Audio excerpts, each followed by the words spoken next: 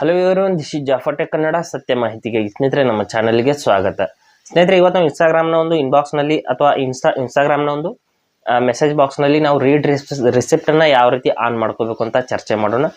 Read receipt ಅಂದರೆ ನಾವು ಬೇರೆಯವರಿಗೆ ಮೆಸೇಜನ್ನು ಸೆಂಡ್ ಮಾಡಿದಾಗ ಅವರು ಮೆಸೇಜನ್ನು ನೋಡಿದಾರಾ ಅಥವಾ ನೋಡಿಲ್ವಾ ಅಂತ ನಮಗೆ ತೋರಿಸುತ್ತೆ.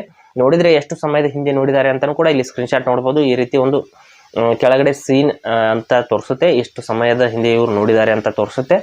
ಈ ಒಂದು ರೀಡ್ ರಿಸಿಪ್ಟನ್ನು ನಾವು ಆನ್ ಮಾಡ್ಕೋಬೇಕಂದ್ರೆ ಯಾವ ರೀತಿ ಆನ್ ಮಾಡ್ಕೋಬೇಕು ಅಂತ ಚರ್ಚೆ ಮಾಡೋಣ. ಇದು ಆನ್ ಮಾಡದೆ ಹೋದರೆ ನಮಗೆ ಯಾವುದೇ ರೀತಿಯಲ್ಲಿ ಅವರು ಮೆಸೇಜ್ ನೋಡಿದ್ದಾರೆ ಅಥವಾ ನೋಡಿಲ್ಲ ಅಂತ ಗೊತ್ತಾಗೋದಿಲ್ಲ ಸ್ನೇಹಿತರೆ. ಅದಕ್ಕಾಗಿ ಈ ಒಂದು ಆಪ್ಷನನ್ನು ನಾವು ಆನ್ ಮಾಡ್ಕೋಬೇಕಾಗುತ್ತೆ. ಯಾವ ರೀತಿ ಅಂತ ನಾನು ಸಂಪೂರ್ಣವಾಗಿ ಹೇಳ್ತೀನಿ. ಹಾಗೆ ನಮ್ಮ ಚಾನಲ್ಗೆ ಮೊದಲು ಬಂದಿದ್ದರೆ ದಯವಿಟ್ಟು ನಮ್ಮ ಚಾನಲ್ನ ಸಬ್ಸ್ಕ್ರೈಬ್ ಮಾಡಿ ಮತ್ತು ಪಕ್ಕದಲ್ಲಿರುವಂಥ ಬೆಲ್ ಐಕನ್ನ ಪ್ರೆಸ್ ಮಾಡಿ ನಮ್ಮ ತಂತ್ರಜ್ಞಾನ ಆಧಾರಿತ ಬೃಹತ್ ಕುಟುಂಬದ ಸದಸ್ಯರಾಗಿ. ಸ್ನೇಹಿತರೆ, ಅದಕ್ಕಾಗಿ ನಾವು ಇನ್ಸ್ಟಾಗ್ರಾಮ್ನ ಓಪನ್ ಮಾಡ್ಕೊಳ್ಳೋಣ. ಮಾಡಿಬಿಟ್ಟು ಮೇಲ್ಗಡೆ ನಮ್ಮ ಒಂದು ಮೆಸೇಜ್ ಐಕನ್ ಮೇಲೆ ಕ್ಲಿಕ್ ಮಾಡ್ಕೊಳ್ಳೋಣ. ಇಲ್ಲಿ ಕ್ಲಿಕ್ ಮಾಡಿದ ನಂತರದಲ್ಲಿ ಇಲ್ಲಿ ನೋಡಿ, ಯಾವುದಾದ್ರೂ ಒಂದು ಚಾಟ್ನ ಓಪನ್ ಮಾಡ್ತೀನಿ, ಅಂದರೆ ಯಾವುದಾದ್ರೂ ಒಂದು ಮೆಸೇಜಿನ ಇನ್ಬಾಕ್ಸ್ನ ಓಪನ್ ಮಾಡ್ತೀನಿ. ಆ ರೀಡ್ ರಿಸಿಪ್ಟ್ ಆಪ್ಷನ್ ಎಲ್ಲಿರುತ್ತೆ ಅಂತ ನಾನು ತೋರಿಸ್ತೀನಿ. ಈ ಒಂದು ಮೆಸೇಜ್ನ ಓಪನ್ ಮಾಡಿದ ನಂತರದಲ್ಲಿ ಇಲ್ಲಿ ಇವರ ಒಂದು ಯಾರ ಒಂದು ಮೆಸೇಜ್ ಬಾಕ್ಸ್ನ ಓಪನ್ ಮಾಡಿದ್ವಿ ಅವರ ಒಂದು ಪ್ರೊಫೈಲ್ ಹೆಸರ ಮೇಲೆ ಕ್ಲಿಕ್ ಮಾಡ್ಕೋಬೇಕು.